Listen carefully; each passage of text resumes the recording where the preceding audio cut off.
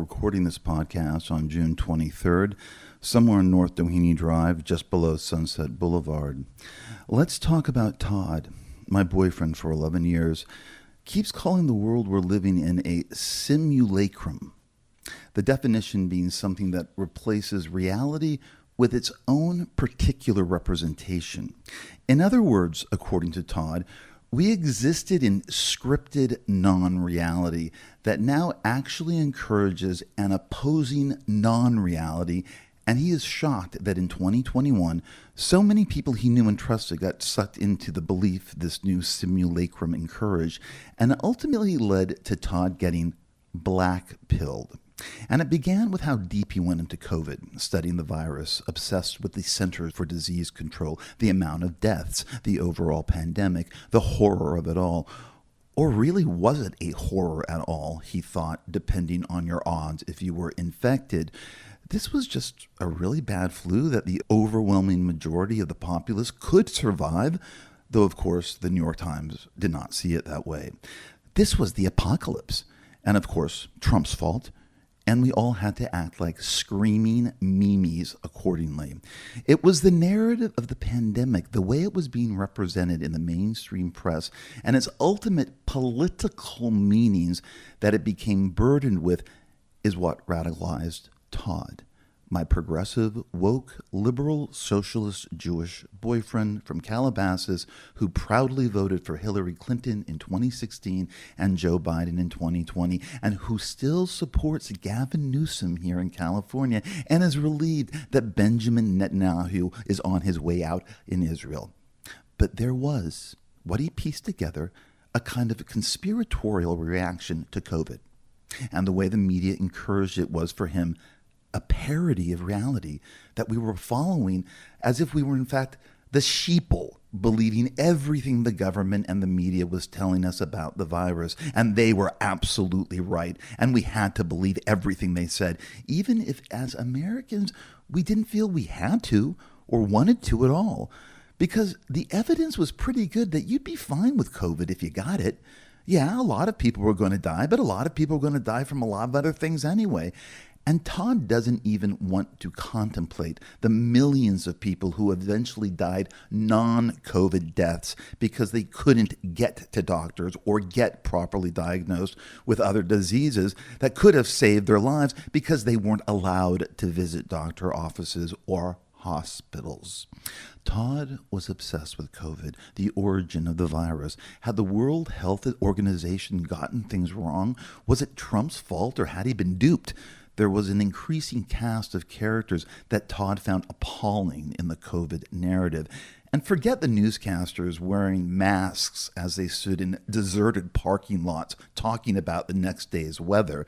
There was Dr. Fauci, who Todd found more and more frustrating with every appearance as he dutifully watched either CNN or MSNBC in the months leading up to the election before he turned them off completely. And why there is no media in our apartment now at all. I was through with the bias verging on lies last summer and cut everything off. I watched the Food Network instead. And Todd's interest ended sometime after Biden won the election. CNN, MSNBC, Fox, nothing. They are not on any of the 3 TVs in our condo any longer, and they used to be on all the time. We had all 3 going since 2015, 24/7, and it was exciting and unnerving and enraging and then exhausting, and then it became disgusting to both of us. And we turned everything off. So we get our news, whatever passes as news in the otherworldly ether of our lives, from, I guess, Twitter, headlines, a device I barely use, a truly toxic site, hateful and no longer fun. And I guess from friends who text or email me an article or a story that has usually outraged them or delighted them because of how the other side fucked something up. But what is the other side now? Half the people I knew who voted for Hillary Clinton in 2016 voted for Donald Trump in 2020. Half the white gay men I know voted for Trump in 2020. All the Latinos who scoff at the notion of being referred to as Latinx I know voted for Trump, as well as one of my black friends. I didn't vote. And though Todd had become nauseated by politics and the election of 2020, he kept watching because he just wanted to make sure Trump was out and was very worried that he was actually going to win the election.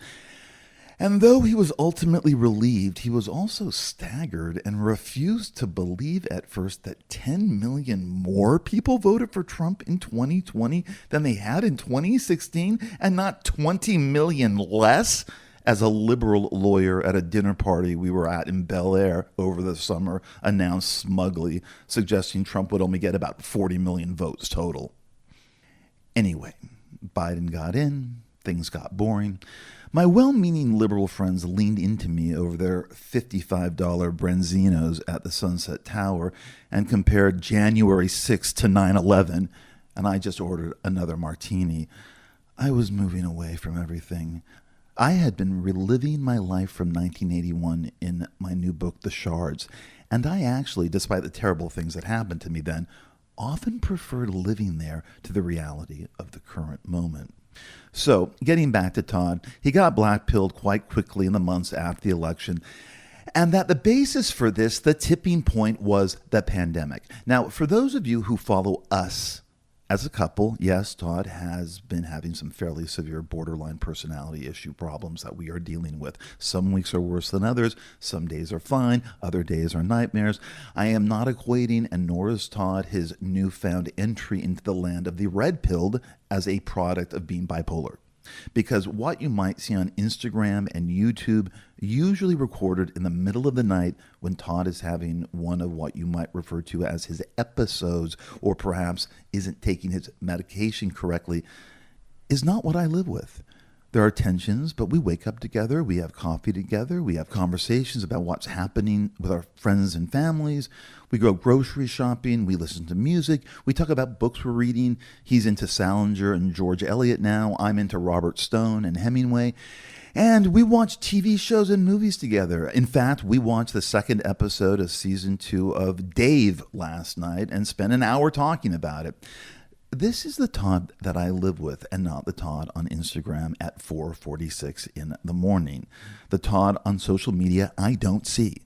Believe me, there have been other problems not documented on social media that we have been dealing with that you guys don't want to be privy to. It's pretty dull, boring stuff.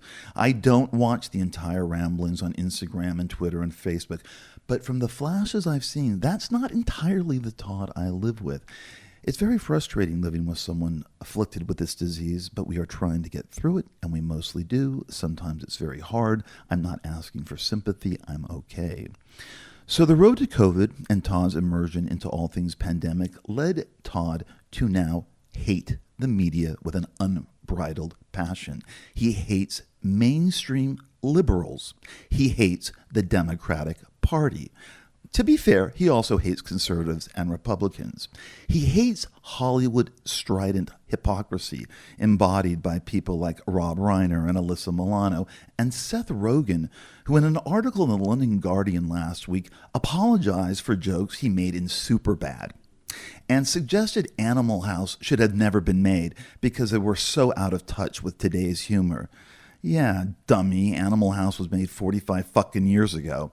And he added that he would never work with his pal James Franco again because of totally unfounded sexual assault charges. And they aren't even sexual assault charges. The girls just felt used and icky and uncomfortable around Franco during the filming of the short. Todd hates Nick Kroll and Sarah Silverman for apologizing for old jokes and saying that they don't mind getting notes from their audience. Blech.